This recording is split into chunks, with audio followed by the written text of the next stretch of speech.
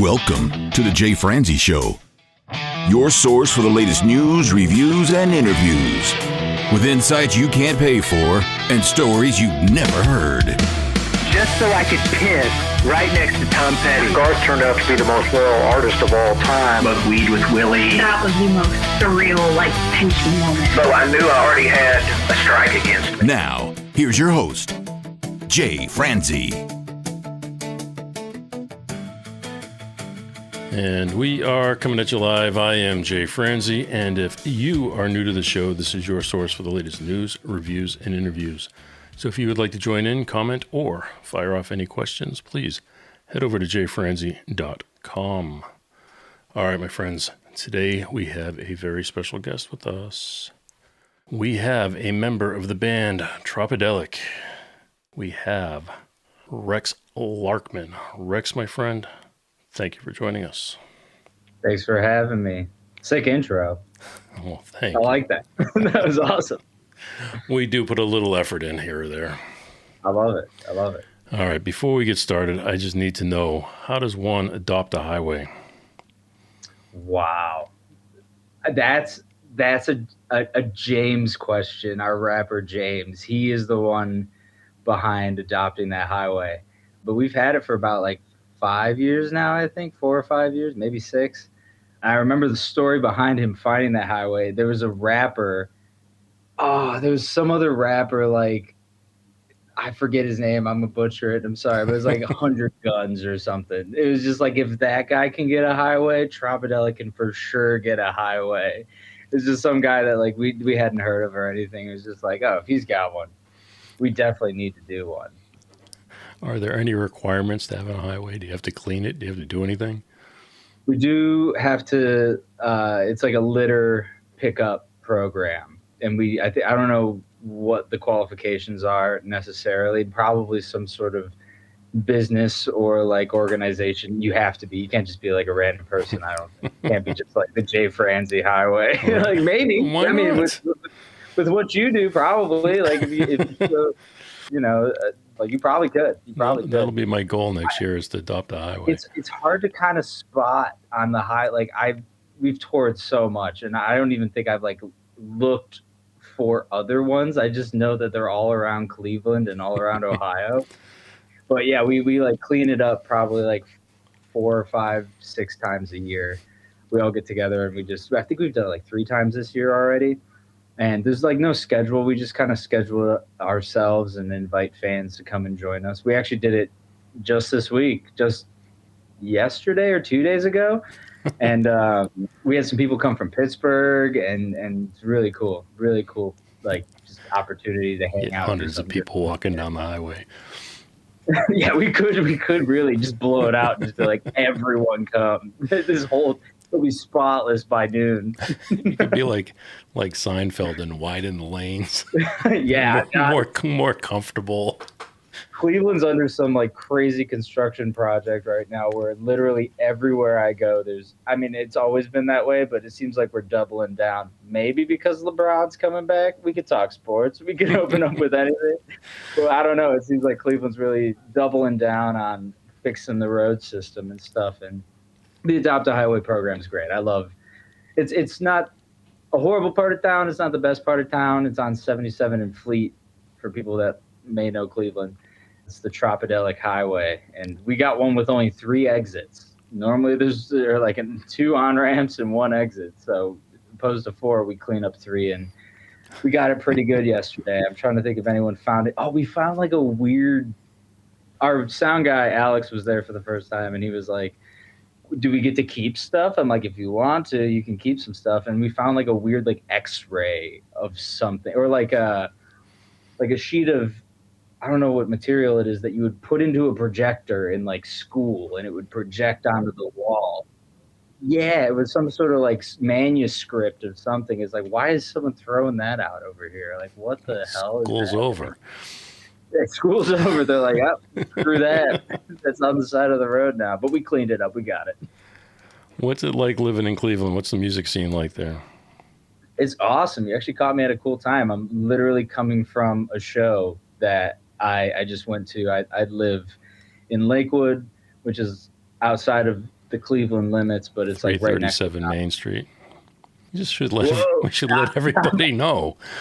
Not my address, but I live in a town called Lakewood, not far from downtown Cleveland. And there's a music venue called Mayhall's that I'm not too far from, and I just literally drove a 2-minute drive home from a hardcore show. Nice. And it was very like screaming metal stuff for your listeners, or if you're into that too. They were called Brotality. I'd never heard of them, but my roommate, my good buddy Joey, was like, "You want to go to this?" And we did, and it was awesome.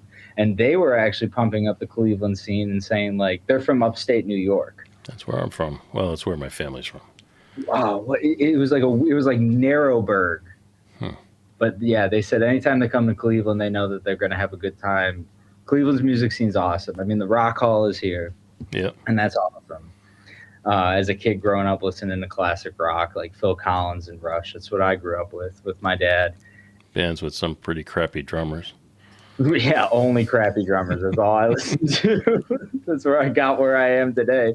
Some Yes, of course. Like I was a big Metallica kid and stuff like that. It's kind of where I found my drumming roots was in punk and metal. But Cleveland has a little bit of all of it. They have a big hip hop scene. They've got a big metal and hardcore scene. And then they've got like what I call like, I don't want to call it Cleveland like local music, but they have like a very cool alternative indie rock funky scene where like I can hear it in their blood of what they produce that I'm like, oh, these guys are from Cleveland. It's very cool. And then you got Tropidelic like us, which is out in left field. Out in left field for the Cleveland music scene. There's not a lot of reggae, hip hop, funk elements. We do have some classic reggae bands. We got Carlos Jones and the Plus Band, which is like a legendary Cleveland known, locally like known. Oh, I mean, probably nationally in some points, like reggae, roots reggae band. And he's just a legend around town. I was a big ska punk kid growing up, so I was in bands that was doing like ska punk Cleveland sounds, and there's still a little bit of that there, but not so much of like our music scene in Cleveland. We're kind of an outlier, I would say, when it comes to like what is popping and what's happening. But we got the lakes, so we do have beach vibes, when it comes to what we write here in town and what we produce for the world. It's influenced by the fact that like I call it an ocean. I call it the Cleveland Ocean sometimes. Are you in New York? No, it's funny you talk about the lake being like an ocean. No, I'm from Boston. My family's from Albany, New York, but I grew up in Boston. It's where my dad went to school. Cool. But I know what you mean by music having an area having a sound to it. Like Boston had a sound to it. Shout out Boston for having the biggest house of blues in the country and the nicest house of blues in the country. I will say that. That's a fun place to play. I used to hang out at the one in Orlando a lot. Done there too, yeah. The one by Universal and Disney. Yeah, a friend of mine used to play it all the time. Yeah, I love that House of Blues. Like, I've never been to a bad House of Blues, I could say. Cleveland also has a House of Blues, which is pretty sick to just be a part of that community. I never knew that growing up, that like that wasn't a normal thing. It wasn't a normal thing. I don't know. There's like only like we don't all have them. Yeah. I didn't know that. It was cool. And in Orlando, they had who were the two guys, Dan Aykroyd and John Belushi, or was the it Blues Jim? Brothers? Yeah, they would go to the House of Blues all the time. I mean, they were no way the founders of it, right? That would make sense on why it's House of Blues. Yeah. Going back to your lake or your ocean lake, I am now living in the Cincinnati area, and I take my kids to a lake here that looks like an ocean. So It's a big lake. It's got sand. We go sit on the beach. The kids go in the water, and they have a grand old time, and I don't have to drive 9 hours. That's awesome. I love Cincy. Yeah, it's not a bad place. It's got its areas that could be a little rough, but Of course. My little sister, she's becoming a psychologist, and she went to college with me up in here in Cleveland, but then grad school at Xavier. oh yeah, beautiful school. So I've been down there a good amount, and then we've played Bogarts and Riverfront Live. We've been around the Cincy area. Also, Northern Kentucky is also a very cool spot. That's where I live. That's crazy. My roommate is getting married, and he's like doing a bachelor party that I'll be a part of, and he's like, "Yeah, we're doing Northern Kentucky." So we're like literally looking at Airbnbs 5 minutes before this. Right. My wife we met in Tennessee. I worked in Nashville for 20 plus years, and we both worked behind the scenes in the music business. Cool. And then we moved up here for a year, moved out to California for a few years, and then back to here. So neither one of us are from here, but we moved here. Okay. I always say it's her idea of being in the middle of Boston and Tennessee. It's Kentucky. But we're right on the border. I mean, my street dead ends on the Ohio River. No way. That's So, I mean, if I could cross it, I'd be less than a mile away from Cincinnati. The bands, you mentioned your favorite, so let's just start by saying you are the drummer. I know we bust on drummers, but you're the drummer. So we were talking about Rush earlier, or Phil Collins. So who are some of your inspirations? definitely Neil Peart from Rush. Neil Peart. Peart. I still say Peart. I'll always say Peart. Neil Peart was my first show as a kid, was seeing Rush. My dad showed me Rush, and then that kind of opened my mind to so many different styles of music and drumming and just everything. And then I remember finding Green Day when I was like 10, and Trey Cool, and like their whole like, oh, bands are funny. Like the behind the scenes of bands is like just a banter the entire time. I fell in love with Green Day as a kid. Rush, Slipknot used to scare me as a kid, and then I turned 12, and then I was like, no, wait, this is actually amazing. And Joey Jordison from Slipknot inspired me so much. I played metal for years, and then, like I told you, ska punk, and like the love of Sublime was kind of like my whole way into the reggae world. And even like 90s, I don't know what you would want to call it, whatever wave of ska, but like a band like the Specials, some like really interesting like reggae alternative sounding bands I loved as a kid. And then, like I said, Phil Collins, he's like one of the top 5 that's still alive. Avenged Sevenfold, The Rev. Oh, I love Revenge Sevenfold. Big Avenged Sevenfold fan as a kid, and still am. And The Rev was like, when he passed away in 2009, that was like one of the first deaths in my life where I was like, God, this is horrible. Like, he's just gone too soon type of mentality. Like, I was just so upset. But yeah, love Avenged Sevenfold. I think I've like Neil, The Rev, Joey from Slipknot, Phil. And then if I had to put another one in there, I'd say a guy named Josh Manuel from a band called Issues, which actually isn't a band anymore, but his drumming style taught me so much. Periphery, Matt Halpern showed me so much. And you can even say Bud from Sublime too is a big inspiration just as a kid, listening to like that fast punk stuff. Trey Cool, there's a big ever-changing list of drummers in my life that I draw influence from. And now more than ever, it's like with the new Trop album, First Light, that just dropped last week, 2 weeks ago, I don't play like those drummers for recording. You play different. Live, I'm playing like a metal drummer, and I'm playing a bunch of weird drummer tasteful grooves. Like recording, I definitely try to play for the song and do whatever will make the song sound the best and whatever grooves best with all the other instruments going on. Live, I let loose a little bit, and a little bit of my roots come out, and I play a little bit heavier. I wouldn't say faster. We got a whole system where we're on like a click, and I do a lot of the backtrack mixing and stuff like that for our live shows. So I always know what's going to happen. I run that for the band, and our set's ever changing as well. Every tour, like we were just talking today, we have our music festival Everwild outside of Columbus at Legend Valley coming up at the end of July.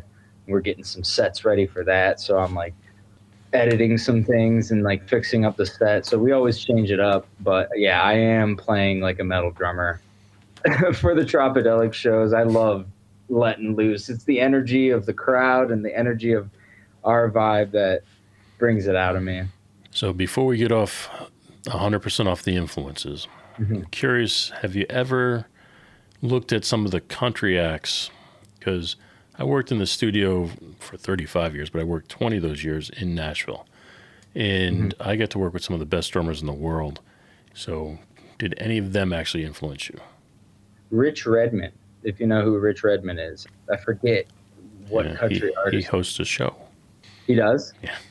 I used to see him all the time in Modern Drummer and like Drum Magazine and stuff like that growing up. My dad would get those all the time, and I would like read those alongside him. But Rich Redmond, when it comes to country drummers, I would say he's probably my biggest influence. I do love acts like Tyler Childers, Oh, yeah. even some of Zach Bryan's stuff. I don't normally listen to country for the drumming, but Rich Redmond is an exception because he's like doing weird, like backhanded cymbal hits, and he's playing like a rock drummer. Actually, I wouldn't consider it country, but Dave Matthews Band, Carter Beauford, the drummer for Dave Matthews Band, is also up there for me as a big influence. He's an open-handed drummer that just does crazy syncopation stuff and like funk grooves, and he inspired me a lot as a kid. I love Dave Matthews Band. I got to work on 2 of their records, and No way. and one of which was special to me because it was live at Fenway Park. So Oh, nice. that was a pretty cool record to be part of. That's But awesome. have you ever heard of Paul Lime? Paul Lime. I'm not. Paul sure. Lime, he's a previous guest of the show, but he's a very, very big Nashville drummer. He's also played in tons of other stuff, but he plays on all the Shania Twain records with Mutt Lange producing those records, and he's even played in the Star Wars movies and stuff. So I mean, he's a big guy. But yeah, he's definitely somebody you should check out. There's a few of them that are just absolutely amazing, but he's one that comes to mind right now. That's sweet. Yeah, country. I mean, country's got a lot of rock influence in their drumming. You know, it's like Especially these days. for sure. I mean, Tyler Childers is definitely probably my favorite country artist. I just love his lyricism, his voice, the harmonies, everything that he does. I'm always a fan to listen to, and it's not really drum heavy or anything. It's just it's comforting. It's different for the country scene, I'd say. Yeah. Emo country, a little bit. There's a few people out right now that are pretty good, and there's a few new ones that are coming out that are pretty amazing. Chris Stapleton also rips. Yeah. I have to shout out Chris Stapleton, amazing guitarist, amazing vocalist. Like his work is awesome. I do listen to a lot of that. Yeah, I like Luke Combs too. Luke Holmes rips. Was it the Zach Brown Band? I worked with them. I like them. They were nice guys. That's cool. I'm not like a huge country guy. I'm open to everything, but like people have told me I look a lot like Zach Bryan, so I've also delved down the Zach Bryan route of stuff, and I dig his stuff. Like very open to all styles of music, and those are some of my favorites for sure when it comes to country. Well, the other thing you mentioned was playing to a click. So you got the click going through your buds. What else is going through the earbuds? Or what else is going out to the audience? What other tracks are there? So a lot of our recorded music has a lot of layers. There's a lot of things that 6 guys on stage can't necessarily produce entirely ourselves live. We could do as much as we can, but Well, I think sometimes that's a good point, because we're not talking about you using tracks to do something you can't do. You're using tracks to supplement something that you don't just have enough hands to do while you're playing. Exactly. Yeah, we're not like. Honestly, for the most part, there's not a lot of vocals. There's barely any vocals in the tracks. That's all coming out of the microphones and stuff. We try to avoid that and like make that as live and as real as we can. It's ambient stuff, some lead lines. Like our trumpet player Rob plays keys, and he's a majority of like the synth sound coming from the stage. But when he has to break off and do some trumpet and singing stuff, he plays trumpet and keys at the same time. He can do it, but that's still minusing a hand. That's crazy. So yeah, it's awesome. He's great, and he has a wonderful falsetto. Shout out Rob with the falsetto. He kills it with that too. But yeah, there's just a lot of layers and elements in our recorded tracks that we want to add to the live set, and I put all those on a separate track and mix it, to the best of my ability and to the best of our sound people, what they say. So what are you using to play it back? Every band has a different way. A lot of people would use Ableton or Logic and have it on a laptop. That's probably eventually what's going to happen over the next few years. I've tried to work with it. I'm not great at Ableton. Currently, and for the last 5 years or so, I've been rendering out a wave file of a mix for tracks that goes on my drum pad, and it's a Roland SPD-SX. So one of the pads is projected out to the crowd, and that's all the house stuff. And then there's another pad that is just metronome, just the click. And I link them, so when I hit one, they both start at the same time. So what happens is every kit on the drum pad is a different song. So every single kit has a different backtrack and click. And when I hit one of the pads, it starts. I put a count off in there. We all hear the count off, so we know to start at the same time, and the tracks will start on cue. Have there been issues in the past with that? Maybe a misedit here or there. I'm not going to say yes or no, but it's a pretty foolproof system. How bad does that jack you up when it happens? Oh God, it ruins my entire month. If there's ever it's like my biggest fear is if there's a backtrack or click issue. Like, I have a fail-safe. I have an off button, and there's been some nights where I'll hit it off. We don't normally get off of the click track. We're 99% of the time it's great. But for that one time where either there's an issue or something's going wrong, where someone misses a verse or someone misses a part or something, I can just turn it all off, and then we're just raw. And it's just, we know the song, we know the structure, finish it out fine. We've never really had that many issues. Like when we first started off, maybe there was some, but for the last few years, it's been a foolproof system. And like I said, every band does it differently. And eventually we incorporate a lot of lights in our live show now too. So all of that will be cued to stuff. And Ableton's probably the way that we'll move from here on out. I don't know. I get torn.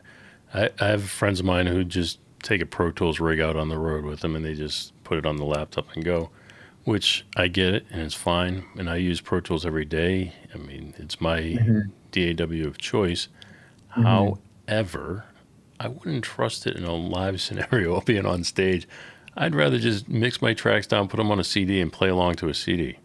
It could be horrifying. Where you're I want to take out as many risks as possible. When you're relying on a laptop, and some bands I know, I think Dirty Heads is one of the bands. It's they have a laptop running the show, and then they have a backup laptop running the same show, so that if the first one dies, it immediately goes to the second one, so that there's no issues. And it's we're not at a point where we could be running two laptops. It's pretty scary, but the drum pad method is my most confident method, and I know that I can fix things on a fly or change a song on a fly if we need more, if we're running for more time, or if it's even we're going to cut this song, I just skip it. I'm not fiddling with a laptop. That's my most comfortable way of doing it. Everyone has a different way, but it's worked well for us. I'd want to take the most simple possible way there is. Just whatever is fail-proof as possible.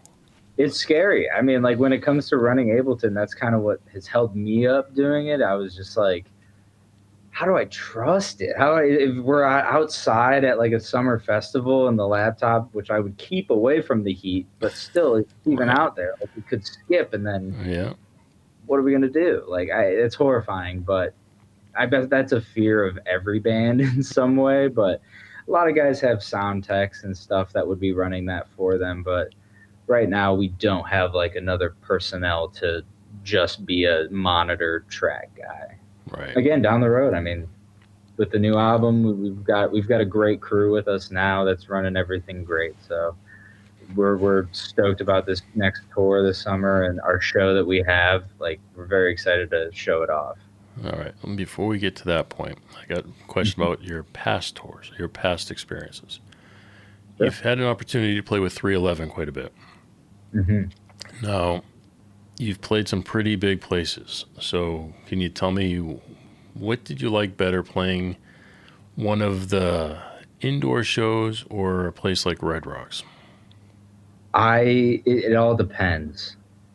I remember as a kid, all I wanted to do was play outside. That was Warped Tour was my ultimate goal.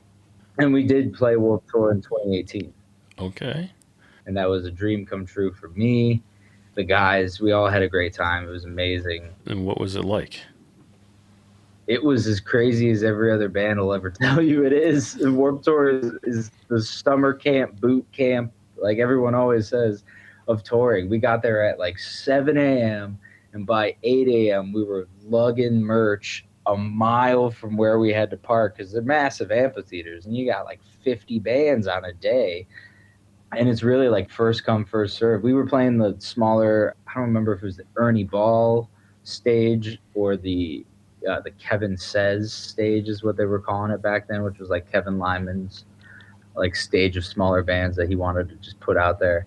I think it was Ernie Ball is what we were on. So it was the main stage is what you're saying. You were on the main stage. No, we the were big we were one, on, the really big one. we were not on the main stage. We were in 2018 is when we did it. We were a smaller act and we didn't really get the I don't know if even the big guys got a luxury on Warped Tour, but we were hauling gear to get there just to get a good merch spot is what I remember, which was like around our stage. It was first come, first serve. It was setting up the merch. How'd that go? It was great. We did great. I mean, we played Florida. We did the last 4 days of Florida. We did like Jacksonville, West Palm, Tampa, and then maybe Orlando had a date as well. And it rained every single day. We got all of our sets in. But only for 10 minutes. Yeah, well, it did only rain for 10 minutes, but it torrential downpour, right. And it flooded. I remember one day. Worst rain ever for 10 minutes. Insane. Jacksonville flooded. Luckily, we completed our sets, but the whole show got canceled that day. And it was literally, there was like a rain culvert on a highway that was above everyone. And it was just pouring water down onto someone's car as we're driving out and like at least a foot of rain on the ground. It was a blast. But I remember my favorite Warped Tour memory was one day it was pouring rain in Atlanta. And it was right before our set. And we didn't know if the show was going to happen or not. And it did. But we also didn't want to be drenched in our clothes. So we all wore towels. We all took all of our towels and we just went around the waist. We actually ran out of towels and I wore a trash bag. I put a trash bag over my legs and then I put a trash bag over top of me, and that was so hot it sucked. Like one song in, I just ripped it off. So Warped Tour is crazy and as fun as everyone will tell you, but also it is a very grueling endeavor. Day to day, it's just setting up a whole city in a day, basically, of stages and crew and like figuring out where everything's gonna go. We didn't know where we were going half of the time. We're looking for the inflatable that said the band names. We're like, what time are we playing? Like, it was a hectic thing. And I see why they don't do it anymore, because it was so difficult. It's a lot. Mm-hmm. But I think what they're doing is great. I love the festival style Warped Tour. They're keeping the name and the vibe alive, even though it's only in like DC, West Palm Beach, I think, or they have a date in Florida and then like Long Beach. Whatever they're doing, it seems to be working. All the old emo fests are still getting their time of day to shine. It's awesome to see. Nice. But we were honored to be a part of that we played the very last day of the tour too, which was just like, I couldn't have waited any longer in my life to be able to accomplish that. And it was so fun. As miserable as it was and as hot as it was, I would do it again. Oh, dude, the heat would kill me. Just kills me. Florida is aggressive. I lived down there for 6 years. It was brutal. Where about in Florida? You said Orlando? I was in area? Orlando, yeah. Nice. We've played, correct me if I'm wrong, I call it Guanabanas in Jupiter, Florida. It's like a beach bar that we used to play down there. But that was in Jupiter, Orlando, middle state of Florida area. And then I love St. Pete. I could talk about Janice Live all day. White Sand. I saw you guys played down there as well. So a pretty good sized crowd down there. I mean, for St. Pete, I mean, I'm surprised they got a crowd that size. I think Tropidelic's been playing before I was in the band. I joined in 2017, 18, and Florida's like the second most played state for the band over the 20 some years that Tropidelic's been a band, and like over 10 years that we've been touring. Florida, we've always hit. And we've got a good crowd down there, and friends, fans, the whole lot. I love the time I spent in Florida. It just gets hot. That's all I can say is it just gets hot and humid. It's a humid heat, too. Yeah. I mean, you talk about West Palm, it's beautiful. It's a beautiful place to be, but man, this time of year, you don't want to be there. Yeah, we just announced a show in Jacksonville. October 17th will be in Jacksonville. And I think that'll be our only Florida play this year, which is kind of odd for us, but we'll be hitting it next year. Unannounced, but we'll be back. We'll be back in Florida soon enough. In the colder months for Cleveland, too, which is like, I was like, why don't we go to Florida? Right. Why don't we swap this around a little bit? Yeah, we don't got to go in August. Let's just go in January or February. Now, before we get off the Florida and in the tour in the rain, I'm curious, do you panic at all when your gear is getting drenched? After so much tour, I wouldn't say it's panic. It is concern, but it's like, yeah. I mean, your gear. You're a drummer. You don't have electronics in your kit. Well, other than the electronic kit, the pad that runs the entire set. Yeah, I make sure I don't take that out unless. But your guitar players and oh no. Sure. I mean, we played a show in North Carolina last year. I think it was on Carolina Beach. Yeah, you guys play a lot of nice places. It's a cool thing. Reggae and the whole reggae rock world takes you to really nice locations. Unlike the metal scene, which is playing in basements. Basements and dingy areas. Reggae takes you to the beach, and I love it. It's an awesome community of people, and it always feels awesome to play outside. To answer your question, I do love playing outside. It is such a luxury, and I feel like other genres of music don't get that as much as we do. Right. All right. So you say you love playing outside, and I get that. But you played at Red Rocks. Not only did you play at Red Rocks, but you played to a sea of people that went on for miles and miles and miles. So you're playing at one of the best venues in the world to a sea of people. What's that feel like? I call it a tsunami of people, just because the stage is so low and the steepness of the crowd, it just looks like a giant wave of people coming over here. We've done it twice, and I'm blessed to have done it even once. And every time it's like one of those moments where I just stop thinking and I'm just like looking around. It's just cool to just take it all in. And also the crowds there are always hype. Like the Red Rocks crowd it's almost like I don't want to call it a built-in crowd, but like because it's Red Rocks, people are going to come. Right. And, it was every time I'm there. This is the first time we played it. It was like a blur because it was so cool. The second time we played it, I walked around and I was just like, I know where to go. Like, we kind of feel like you own the place a little bit more. And like, I got to really just kind of walk off on my own and take it in. And we played with the Dirty Heads twice, so shout out Dirty Heads for putting us on. And we played with Rome as well, most recently last June. I think about a year ago. Yeah, nearly a year ago, we played Red Rocks for the second time. And Rome's drummer is also from Cleveland, which is awesome. Shout out Joe. But every time. Red Rocks is sweet, but I also always, anytime I think of Red Rocks, I think of Tennessee. And I think of the Caverns. Okay. And we've done the Caverns twice as well. I call it the basement of Red Rocks. Because opposed to a monsoon of people outside, you are in a literal cave. Right. With one entrance, one exit. It's Does like that if freak you out?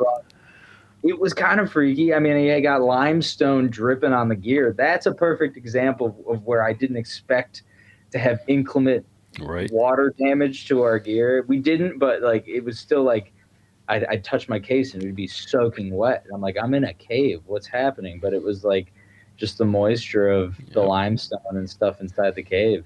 That is a crazy sounding venue too. Like I hit the kick drum and it just sounded like a cannon went off. It was so cool. But yeah, Red Rocks is top, probably number one, most favorite venue I've ever played. But the Caverns is like a very unique second pick, close to first, just because not a lot of people know about it, I feel like. Or if they do, they're like concert heads and they have kind of looked it up or heard about it. But I definitely never heard about it when we got the opportunity to play there. Yeah, it's a bit extreme. But there's people out there that love it, whatever. I mean, All right, a couple more things here. So you've got some new music out. What can you tell us about that? Sure. New album, Tropidelic's new album, First Light, is out now. It's been a long time writing it. I don't want to say 2 years, but it feels like about 2 years of writing it. Many songs were written. Many songs made the cut, 12 to be exact, and then many didn't. So we were right. Idea creation was a long process, and it all started with our song "Out There." I would pinpoint it, which was the first single that came out last year. Actually, Speaking of that, Mhm. where did you film the video? That was in West Virginia at our trumpet player Rob. Again, his family's farm. Dude, it was beautiful. Is so gorgeous. I think it's called Franklin, West Virginia is the city. And it's very much on the east, like southeast side of the state. Dude, you could have told me you were in Ireland and I would have believed you. I know. Yeah, I felt Lord of the Ringsy. It could have been Yeah. New Zealand. Like, it was so cool. I actually directed and filmed that video with my friend Ryan. And I remember when we rode out there and it was coming out, I was like, this needs a video and it needs to be out there. It has to be outside in some sort of nature, cool area. Rhodes, our singer, also was very much behind this idea. And Rob was showing me photos of his family's farm, photos that he took. And I was like, these are the shots, dude. Like, I didn't really have to like look any further. Just take me to these places and I'm going to set up a camera and I'm going to put Bobby, our old guitarist, on top of that building. I'm going to put James in front of that house. I'm gonna put you by that lake, like where he was like fishing on a giant pond, and I was like, set up your keyboard right there, and that is the shot, and that's what became the music video for Out There. It was just his farm, huge property. I don't want to say the acreage. I don't know what it is. It might have been 300 acres. They've got cows.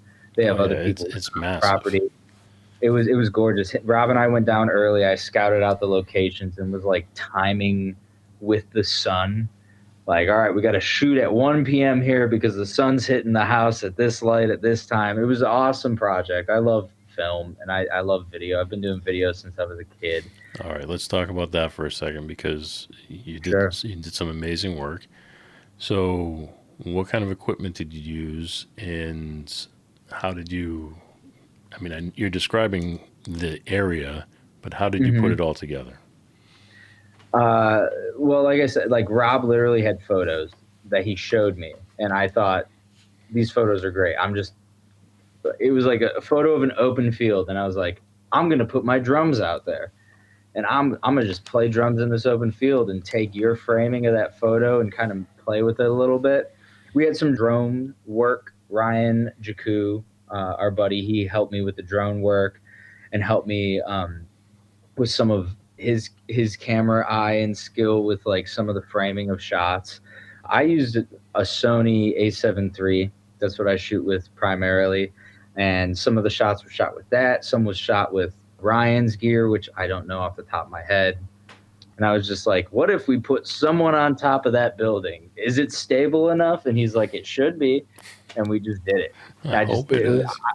And it worked out great. I'm like, to Bobby, I was like, dude, just like walk up and down. Just stay in the same plane you're at and walk across that building, and that's our shot. And then there was like a beautiful white house that James was on as well. And it was just a whole day of pre-production and like scouting out the spot, because all of these locations were like somewhere a mile or two away from each other. And we had like I don't know if they're not four-wheelers, but it was like a four-wheeler type thing. I was timing out the time of day where sun and different things were hitting stuff. Actually, I think it was a 2-day shoot. I did like some of the guys the first day, and then we went around an extra day and shot some extra B-roll. But that's on the top of a goddamn mountain that's on the property. Yep. And it was like we had to drive at least 20 minutes to get there. And I was like, I'm only taking roads and I'm taking Rob with me because this is your farm and I don't need you for navigation. And then Ryan came along with me with his drone and we just shot away. I kind of wrote it all up in my head on the way down there, which was like a 6-7 hour drive. So you said you were into this stuff as a kid. Yeah. You're obviously still doing it now. Mm-hmm. How did you learn all the equipment? Was it just practice, or did you actually study it in any way? I did it on my own. I have a YouTube channel with like 300 and some videos from when I was 12 years old to like 25 years old. I'm almost 30 now. So I used to do drum covers all the time. I've got Avenged Sevenfold. I've got a bunch of metal stuff. I've got some ska, punk, and hip hop. I do Jay-Z. I did everything.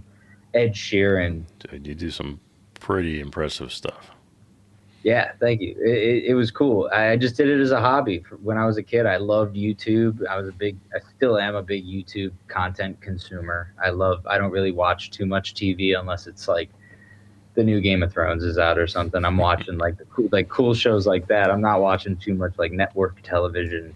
So I spent a lot of time on YouTube, and I just did that from 10 years old since I found Green Day. Basically, right. When I fell in love with Green Day, I fell in love with the behind the scenes video of everything that made them and their live shows. And I did that. And then I went to college for that in a way. I went to college for like social media marketing. And while I was in school, that's when I joined Tropidelic. So I kind of just combined my skills and still do it for Trop to this day. And it's ever evolving. Like when it comes to Instagram Reels, I'm shooting with an iPhone because sometimes Instagram likes iPhone more than they like a $2,000 camera. I don't know why, but they do. And then I edit that kind of stuff, and I did that music video and one for Ease Up, which was on our last record, Royal Grove. I did that music video too. And I'm always kind of a secondhand eye and ear for whoever we're working with. So I've worked with a lot of directors and stuff we've worked with over the years. Most recently, we just came out with a music video today, as of the filming of this. It's the No Fear, our song No Fear. You guys don't stop. We don't. It's the video content I love it, and it's just what the day and age of being in a band is you have to have constant video content or some sort of thing to keep up with social media and that whole marketing end of being in a band. Fairport Harbor is a town on the east side of Cleveland, about 45 minutes away from Cleveland. And our singer Rhodes loves lighthouses. Well, tell me about the lighthouse, because I love lighthouses as well, so it's pretty cool. He has got a lighthouse tattoo, and it's just kind of like it's a beacon. It's a beacon of light in the darkness, and people have described us as that. I mean, some write-ups have said that we're just like a beacon of light for Cleveland, which in the grand United States, I could see it. Cleveland's a gray area. It is literally, but also like with the Browns, we don't got to talk about that. But with like losing sports teams and stuff, Cleveland is kind of like it's a dark zone. and Lighthouse is a great metaphor for the style of summery music that we make in being where we come from. People think we're from Florida. Right. No, we're just a couple Midwest boys that enjoy positivity and love this style of music. But yeah, that music video we shot at a very historic lighthouse. I think it was made in the 1800s and was used for a lot of imports of goods through the Great Lakes, Lake Erie. And we went through the whole museum that was there. There's like a whole historical area aspect of that. Well, you got to go in the lighthouse.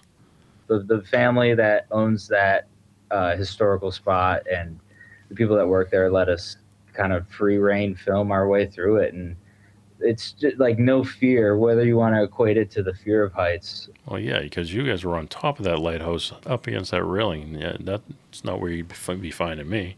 It was a bit spooky. Not only the historical hauntedness of the lighthouse, but also the heights of the lighthouse itself was like. And then you're standing out on the top of it. It's like you're killing me. And did you use the drone then? Because I mean, you got some pretty cool footage up there. Mm-hmm. Yeah, it was super fun to do. Like I said, the people that run that space were like, "Yeah, have a great time. We're just gonna chill back here, like film away." And we're like, "Sure, awesome. Don't worry about it." Yeah, Fairport Harbor Marina Museum and Lighthouse is the name of the place.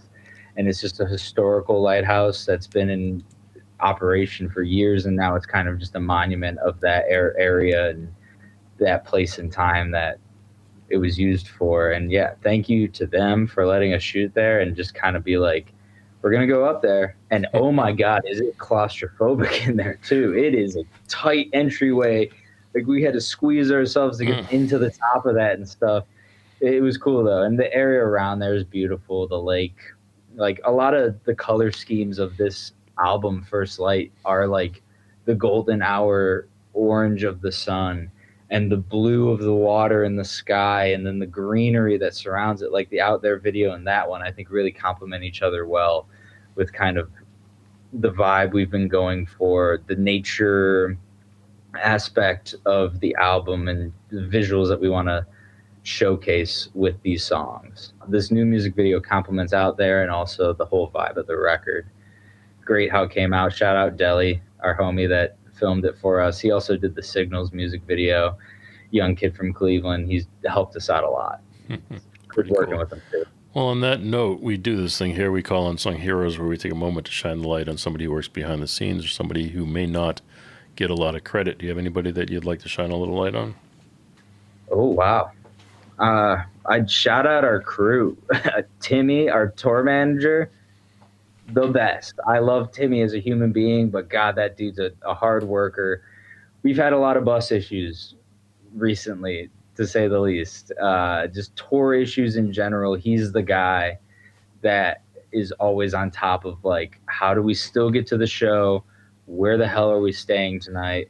How the hell are we going to get there with all the gear and stuff like that? He is constantly a lighthouse, a beacon of safety for us guys that myself, I don't want to speak for everyone else, but I'm just like, this sucks. Like, how are we going to take care of this? He's always on top of it. So shout out our tour manager, Timmy. Our sound guy, Jim, is just a curator of good vibes when it comes to the dynamic of all of us dudes being in a very tight and closed space like a bus all the time. Jim, shout out his Nespresso machine and the good vibes that his Nespresso coffee keeps the caffeine going. Yeah, and Alex, our other sound guy that works with Jim, wonderful guy, new guy to the crew. He kills it. Chase, our merch guy, also a new guy to the crew. Great vibes, great banter, hard worker. Shout out our crew, for real. And hell, our tour bus driver, Nick, we do drive ourselves a majority of the time, but on this tour, we're going on tour this summer with Little Stranger all across the United States. Check it out, the Broken Hearted Boys tour. But we'll have a driver this tour, and Nick will be the guy getting us around. Tour driver Nick. He tours with a bunch of metal bands and stuff, but he's taken a month and a half out of his busy schedule to kick it with us. He's gonna slum it for a little while. He loves reggae. I was like, "What are you listening up there?" Like, sorry, just swearing is okay. If you're listening to Meshuggah, he's like, "No, I'm listening to Dirty Heads and you guys," and I'm like, "Awesome, sweet, dude." So shout out the crew. Shout out everyone in the crew and people I didn't mention. Miles, our manager, who answers hundreds of emails a day for us. Like all the people behind the scenes that work so hard for us. Like, for real, they deserve flowers as much as all of us do in the band. This whole operation of Tropidelic would not work without all of them. So all those dudes, love you. And yeah, shout out those guys. And I love the guys in the band too, you know. Everyone. Right. Yeah, they're the guy. Yeah, they're on stage with me. They're no drummer or anything. Yeah. You're talking to a drummer. Come on. All right. We do have the most gear. Drummers have the most gear to carry. So shout out all drummers around the world that don't have a drum tech. That's awesome. All right. Well, let's go ahead and wrap this up here. We have reached the top of the hour, which does mean we have reached the end of the show. We've actually blown past the top of the hour. But if you've enjoyed the show, please tell a friend. And if you have not, well, tell two. You can reach out to both of us tonight over at jfranzi.com. We will be happy to keep this or any other conversation going for that matter. Rex, my friend, I cannot thank you enough for being here. I would like to leave the final words to you. Thank you, Jay. Thank you for having me. This was awesome. I love talking music with you. And yeah, Tropidelic will be on tour this summer all across the country. Starts in Omaha, ends in DC. We'll be out in California. We'll be out in Texas. We're hitting Denver. Hell, we're even hitting Detroit, you know? And they might hit back. They may hit back. Hey, I was there for when the Cavs beat them, Game 7 in the not the finals, but in the playoffs. And people were texting me like, watch yourself. And I'm like, you know, I saw them shoot their shots and they all missed that game. So shout out Detroit, love Detroit, you know? But yeah, we'll be everywhere this summer and into the fall. We're even coming back to Cleveland at the Agora. So if you're listening from anywhere in the country, check us out, Tropidelic.com. The new album, First Light, is here. It came out 2 weeks ago, filming this. We're really proud of it. It's got some awesome features, and it's our best work to date. We finally found our sound, it feels like. So check it out, First Light. We'll be on tour. Thank you for having me. And we're already working on the next record. So, yeah, it'll be out sometime in the future. All right, folks. On that note, have a good night. All right. Before we go, do you mind if we do a few shout-outs? Please. First of all, previous guests of the show, as we keep saying tonight, it seems to be a theme. The High Mountain Breezes. They are celebrating the 50th anniversary of Cats in the Cradle. They have just released a new documentary. Jason Chapman and the teams together have released a documentary. That documentary is out now in limited run in theaters, so if you do have the opportunity to see it, please go check it out. I'm sure it'll be on all of the streaming services after this, but if you would like to see it in a theater, now is the time. And they have their tribute music video on their website, and you can go check that out. At the end, there is a QR code. Scan it, and it will tell you all about his charity, Why Hunger. Just kind of cool that his legacy lives on through the music, and now it lives on through his charity as well. So go check those two things out and learn a little bit more. Very cool. Also like to shout out Mr. Ray, Mr. Vaughn Ray, guest numero uno of the show. Ground Zero or Ground One. I don't know. Ground One. I know. I thought about that too. I don't know either. Ground One. Vaughn Ray. Just amazing guy. And also owner of VR Knives. If you need a knife, check out Vaughn Ray. Why not? Mm-hmm.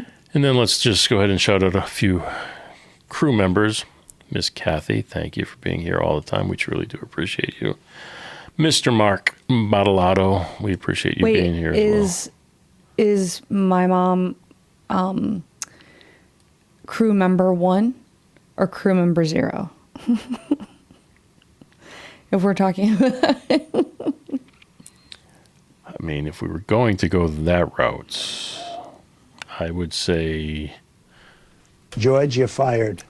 Yeah. You had George, you had Kenny. I don't know. Caden. Okay, she's got to be uno, dos, tres, cuatro. She's got to be cuatro. In the top 5 for sure. Okay. In my mind, Miss Kathy, you're still number 1. Oh, dang. Anyways. Get a room. Okay. Miss Kathy, Mr. Mark Bottolato, and of course, the question of the day, James. Whoa, whoa, whoa, whoa. Really? Let's not ever do that again.